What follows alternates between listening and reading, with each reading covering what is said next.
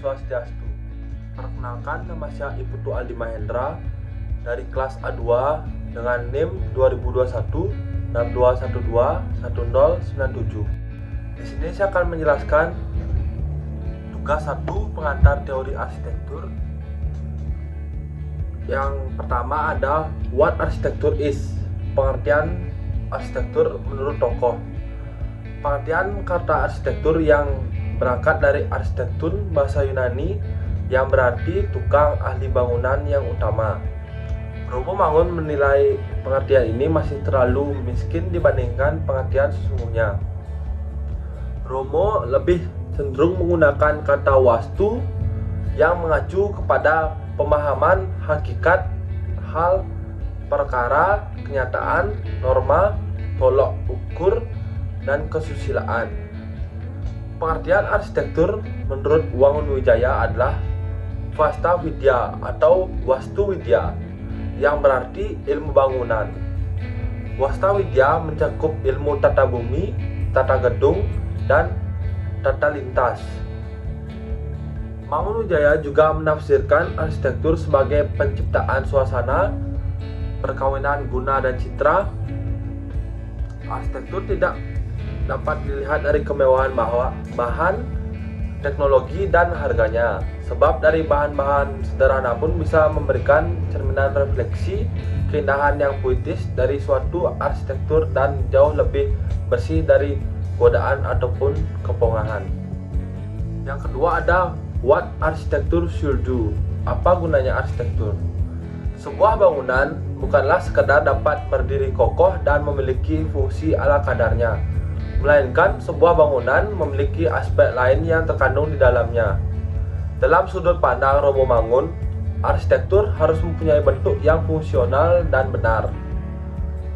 Wajar sebab arsitektur bukanlah sebuah bangunan kosong, tidak memiliki makna, melainkan juga menjadi bagian dari lingkungan. Arsitektur yang menjadi bagian dari lingkungan juga tidak dapat lepas dari faktor budaya setempat. Dengan sudut pandang, aspek guna berkaitan dengan kemampuan sebuah bangunan dalam menghadirkan kenyamanan bagi penggunanya dan menghadirkan kegunaan untuk manfaat pada setiap detail arsitekturalnya. Contohnya, ketika cuaca atau keadaan udara sedang panas, sebuah bangunan dapat dikatakan memiliki nilai guna jika dapat melindungi dan memberikan kenyamanan bagi penggunanya. Atau sebaliknya, ketika udara sedang dingin, bangunan dapat membuat suasana ruang tetap hangat bagi penggunanya. Berarsitektur buat Mangun Wijaya bukanlah sekedar masalah bentuk dan ruang saja. Kepeduliannya pada masalah-masalah sosial budaya mengantar sebuah karya rancang bangunannya adalah sebuah wahana untuk kehidupan yang berkesinambungan.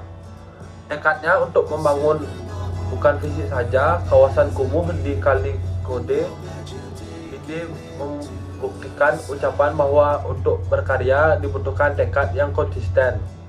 Apabila berarsitekturlah secara total. Ojo mung waton, jangan asal-asalan. Maka arsitektur Kalikode karyanya memang bukan karya rancang bangun yang biasa, apalagi kalau dikatakan dengan perbedaan budaya masyarakat yang menghuninya suatu totalitas bagi seorang Mangun Wijaya. Di kawasan inilah ia mengabdikan karasulnya, kemanusiaan, pendidikan, kearsitekturannya, dan kebesarannya. Melalui regionalitas Romo Mangun berkarya bukan hanya berkata. Lewat pengabdian yang tinggi pada ketuhanan dan pandangan yang luar biasa pada manusia serta ciptaannya pada ala pengantar totalitas yang menjadi karya agung buat arsitektur Indonesia. Lewat kepakarannya dalam bersastra dan berarsitektur, Romo Mangun mempersembahkan karya bagi dunia rancang bangun Indonesia berupa buku yang bertajuk Wastu Citra, pengantar ke ilmu budaya bentuk arsitektur. Sendi-sendi filsafatnya beserta contoh-contoh praktis tahun 1995. Yang ketiga ada How to Design Arsitektur, bagaimana membuat arsitektur. Berarsitektur yang dikonsepkan oleh Mangunwijaya adalah dengan menggali jiwa-jiwa kreatif manusia Indonesia dengan segala karakter bawaannya yang berpikir dan yang berdikari atau berdiri di atas kaki sendiri dan mandiri dan merdeka. Proses kreatif. Dalam proses penghasilan sebuah karya, Romo Mangun cenderung menggunakan gambar makro sebagai pedoman awal. Terbentuknya konsep.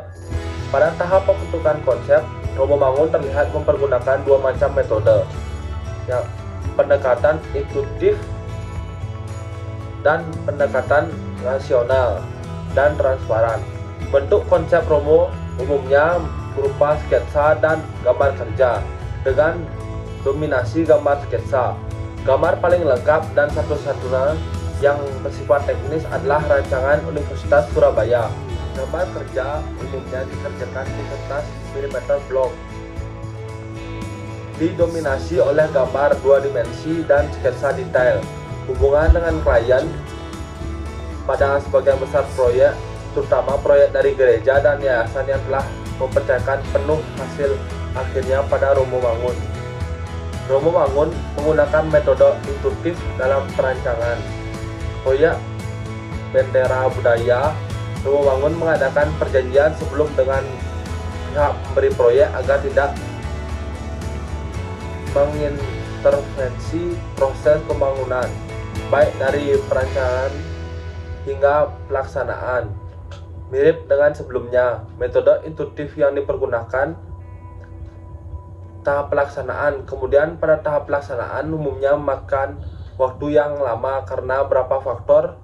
Satu, kesibukan Romo Mangun di banyak tempat, sedangkan semua proses pengerjaan hingga detail harus dikerjakan oleh Romo Mangun.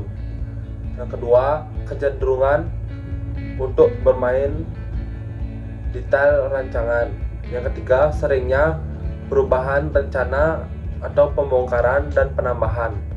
Sekian presentasi tugas 1 pengantar teori arsitektur dari saya. Apabila ada salah kata, saya mohon maaf.